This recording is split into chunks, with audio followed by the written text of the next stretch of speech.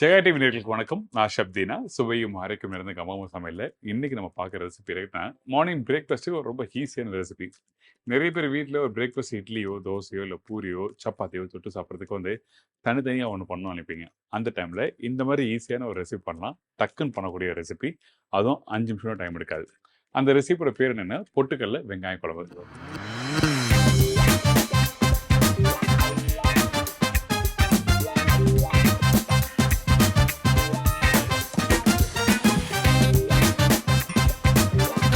என்னடா இவ்வளோ பேர் பில்டப் குடுத்துட்டு, வெங்காய குழம்பு தான் இப்படி சொல்றாருன்னு நினைக்காதீங்க. வெங்காய குழம்பு பண்றது அந்த பக்கம் வேற.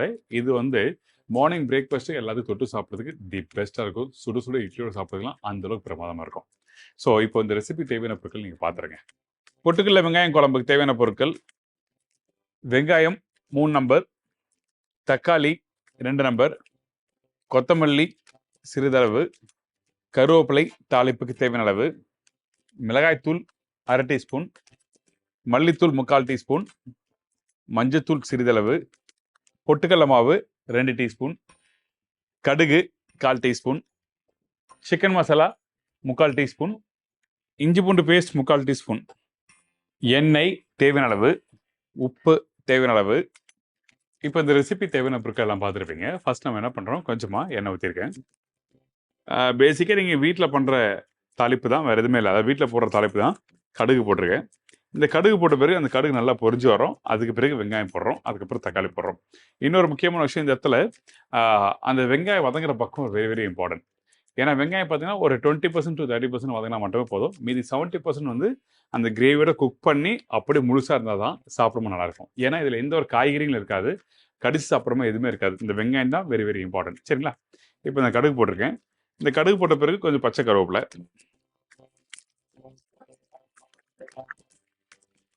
இதுக்கப்புறம் இந்த வெங்காயத்தை இதில் போடலாம். நமக்கு காரம் வேணும் அப்படின்னுச்சுன்னா ஒரு பச்சை மிளகாய் அதில் போட்டுடலாம். ஒரு பச்சை மிளகாய் இல்லை 2 பச்சை மிளகாய் நீங்கள் போட்டுடலாம். உங்களுக்கு எது விருப்பமாக இருக்கோ அதை போடலாம். இப்போ இந்த கடுகு போட்ட பிறகு இந்த கடுகு, பச்சை கருவேப்பிலை, இந்த வெங்காயம் போட்ட பிறகு லைட்டாக வெங்காயத்தை வதக்க ஆரம்பிக்கிறோம். வெங்காயம் வதங்கட்டும், அதுக்கப்புறம் பார்க்கலாம். இந்த வெங்காயம் வதங்கி முடிச்ச பிறகு இந்த பக்குவத்தில் இருக்கணும். இங்கே பாருங்க, இது கன்னடி பக்கம் சொல்லுவாங்க சில பேர். அதுக்கு தான் பக்குவத்தை நான் சொல்லிட்டேன். ஒரு 30% அளவுக்கு நீங்கள் வதக்கினா மட்டுமே போதும். இது வெரி வெரி இம்பார்ட்டன்ட். இந்த மாதிரி பக்குவத்தில் இருக்கணும். அதிகமாக நீங்கள் குக் பண்ணிட்டீங்கன்னா நீங்கள் வீட்டில் பண்ணுறது வேஸ்ட் ஆகிடும். ஏன்னா சாப்பிடும்போது உங்களுக்கு அந்த ஒரு ஃபீல் கொடுக்காது. நான் சொல்கிற ஃபீல். இப்போ இந்த இடத்துல நான் சொன்ன ஏற்கனவே அந்த பச்சை மிளகாய் எனக்கு தேவைப்பட்டா போடலாம் அப்படி சொன்னேன் பார்த்தீங்களா? அப்போ அப்படி தேவைப்பட்டால் இந்த மாதிரி ஸ்டேஜில் நீங்கள் போட்டுடலாம். இது ஒரு ஆப்ஷன். ஏன்னா எனக்கு மசாலா பொடி அதிகமாக பிடிக்காது அப்படின்னு நினைக்கிறவங்களுக்கு இந்த பச்சை மிளகாய் நீங்கள் போட்டுடலாம். இன்னொன்று அந்த பார்க்குறது கலரும் நல்லா கொடுக்கும். இதே டைமில் இப்போ கொஞ்சம் தக்காளி போடுறேன். இந்த தக்காளி போட்ட பிறகு இஞ்சி பூண்டு பேஸ்ட் போட்டாச்சு. இதெல்லாம் போட்ட பிறகு நம்ம என்ன பண்ணுறோம், இந்த தக்காளியோட இந்த இஞ்சி பூண்டு பேஸ்ட்டை போட்டு லைட்டாக வதக்கும். நீங்கள் கண்ணை மூடி திறந்தீங்கன்னா நீங்கள் டக்குன்னு ஒரு குழம்பு பண்ணிடலாம். வீட்டில் ஒரு சாம்பார் வைக்கணும்னு நினச்சிங்கன்னா கூட பருப்பு வேகணும், அதுக்கப்புறம் அந்த புளி ஊற போடணும், நிறைய விஷயங்களுக்கு லேட் ஆகும். ஸோ அந்த டைமில் இந்த மாதிரி ரெசிபி நீங்கள் வீட்டில் டக்குன்னு பண்ணலாம். நான் ரீசெண்டாக இப்போ ஈரோடு போயிருந்தேன். அங்கே இந்த ரெசிபி பார்த்து தெரிஞ்சுட்டேன். அங்கே பண்ண ஒரு சின்ன விஷயத்த நான் லைட்டாக மாடிஃபைட் பண்ணி நான் பண்ணுறேன். ரொம்ப அருமையாக இருந்தது. ஸோ அந்த ரெசிபி தான் நம்ம இன்னைக்கு பண்ணிட்டுருக்கோம். இப்போ இந்த இடத்துல இந்த பொடி மசாலா நம்ம யூஸ் பண்ண போகிறோம். இந்த பொடி மசாலா பார்த்தீங்கன்னா கொஞ்சம் மஞ்சத்தூள், மல்லித்தூள், இதுக்கப்புறம் மிளகாய்த்தூள்,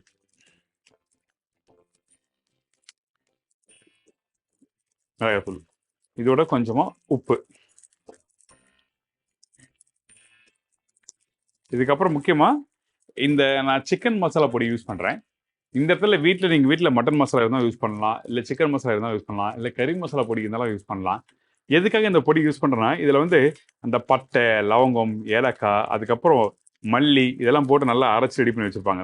ஸோ இது நல்லா வாசம் கொடுக்கும். அதனால இந்த பொடி நான் யூஸ் பண்ணுறேன். சரிங்களா?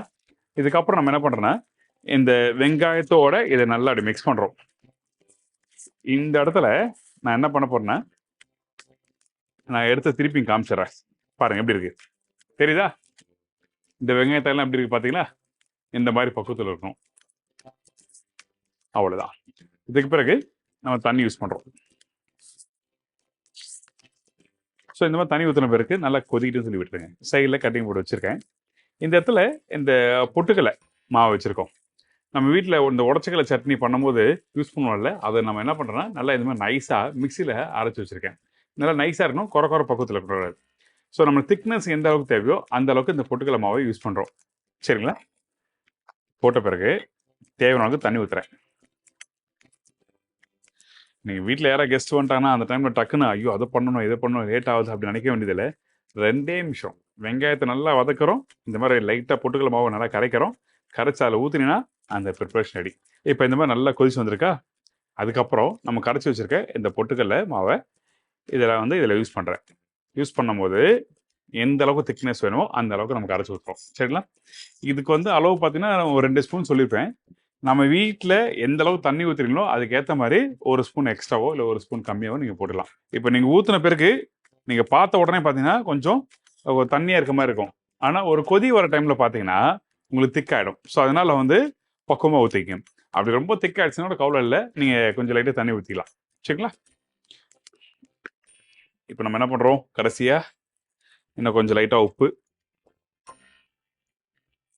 கொஞ்சம் கொத்தமல்லி, இதுக்கப்புறம் பார்த்தீங்கன்னா கொஞ்சம் 2 கருவேப்பிலை. அவ்வளோதான், சிம்பிள், ஈஸி. ஃபஸ்ட்டு அந்த கிரேவி தண்ணியாக இருந்தது. இப்போ பார்த்தீங்கன்னா இது கொஞ்சம் லைட்டாக திக்காக இருக்கும். அந்த வெங்காயம் தக்காளியும் நல்லா முழுசாக தெரியுதுல, இது மாதிரி இருந்தால் தான் அது நல்லாயிருக்கும். ஸோ அதனால தான் இது கரைச்சி ஊற்றுற பக்கம் வெரி இம்பார்ட்டன்ட், வெங்காயம் வதக்குற பக்கம் வெரி இம்பார்ட்டன்ட், வெங்காயம் கட் பண்ணுற பக்கம் வெரி இம்பார்ட்டன்ட் சொல்லி சொல்கிறேன். அப்படியே இறக்கி இல்லை சோப் பண்ணது தான்.